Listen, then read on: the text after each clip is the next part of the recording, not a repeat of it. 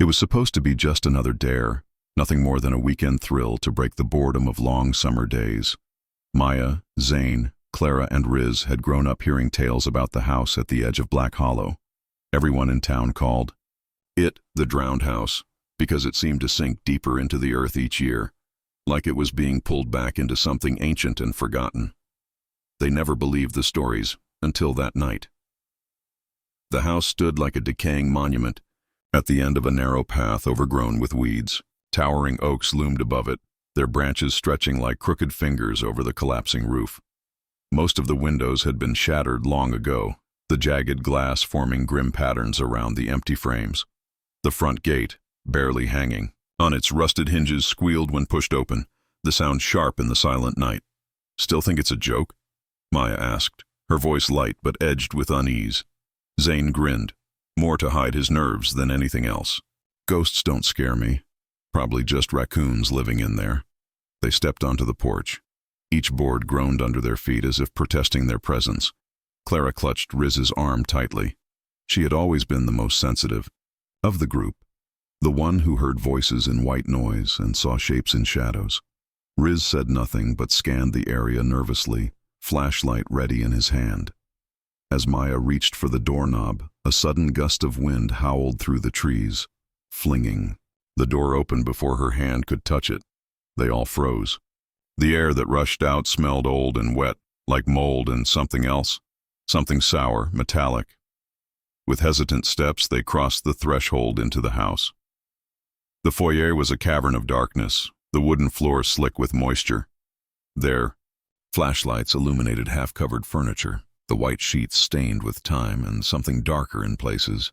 Paint peeled from the walls in curling flakes, and long strands of cobwebs floated like ghostly banners.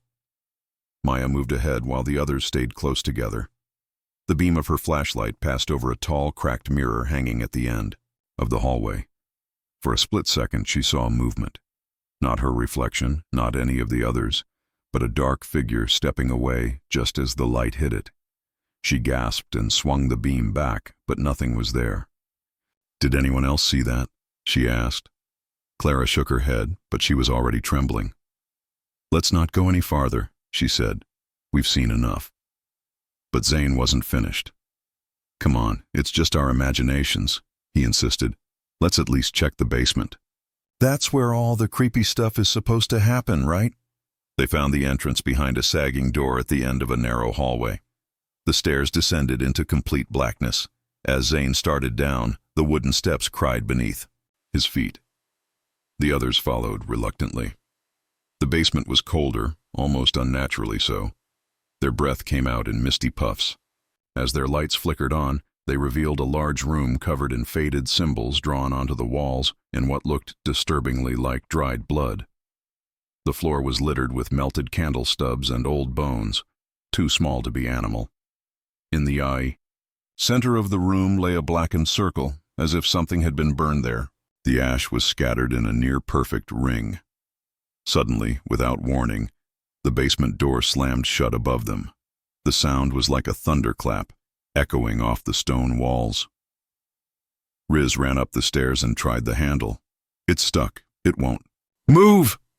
Then came the sound, low, wet breathing, coming from the shadows. They weren't alone. The breathing continued, slow and heavy, like something asleep but stirring. The kind of breathing that made the hairs on the back of your neck rise. No one moved. No one spoke. It felt like even the darkness had a pulse. Clara clung to Riz, her nails digging into his arm as they backed away from the source of the sound, though no one could tell exactly where it was coming from. The basement seemed to stretch in every direction, corners hidden in suffocating shadow. Zane pointed his flashlight toward the noise, but the beam flickered and went out. He smacked it with his palm, panicking. "Damn it, don't do this now," he hissed under his breath. The others' lights barely pierced the darkness, their beams growing weaker, as if something in the room was feeding off the light itself. Maya's voice was thin and barely audible. "Stay in the circle, just stay in the ash." They all huddled within the darkened ring on the floor, its powdery boundary the only barrier between them and the unknown. Riz looked down at it. It didn't look like any ordinary fire had created it. The edges of the circle seemed deliberate, as if drawn by something that knew the meaning behind every line. The ash smelled foul, like burnt hair and old meat. Something moved just outside the circle. They couldn't see it clearly, only the suggestion of motion, the shifting of darkness against more darkness.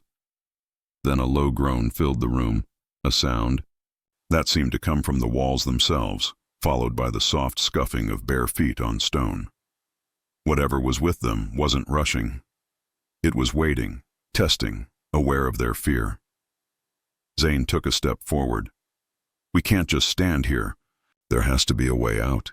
He reached his foot past the edge of the ash circle. "No," Maya and Clara cried in unison, pulling him back just in time. As his shoe crossed the boundary, the sound grew louder, like something exhaling in satisfaction. For a moment, they all saw it. A tall figure, thin to the point of unnaturalness, stood across the room. It was draped in shadow, but its eyes glowed faintly red, like dying embers in a fire. Its mouth was open, wide and slack, as if in a scream that made no sound. Its limbs were wrong, too long, bending at angles that hurt to look at. It stood motionless, but the way its head tilted, the way it leaned in their direction, gave the sense that it was listening and learning. Clara began to cry silently, tears tracing lines down her pale cheeks. "We're not supposed to be here," she whispered. "We woke it up."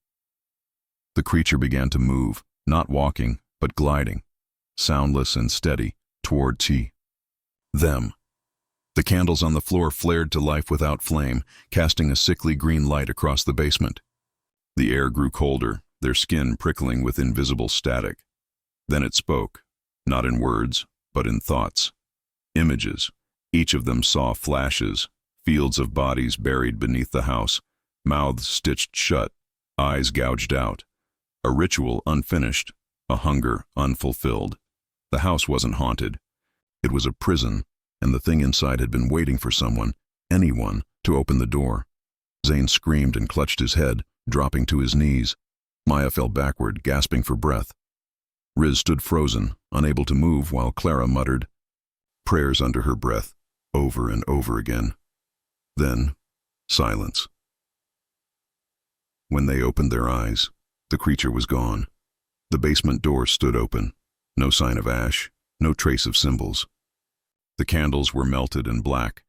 They fled without speaking, stumbling through the house and into the forest night. But the quiet didn't last. That night, Zane sat alone in his room, staring at the mirror.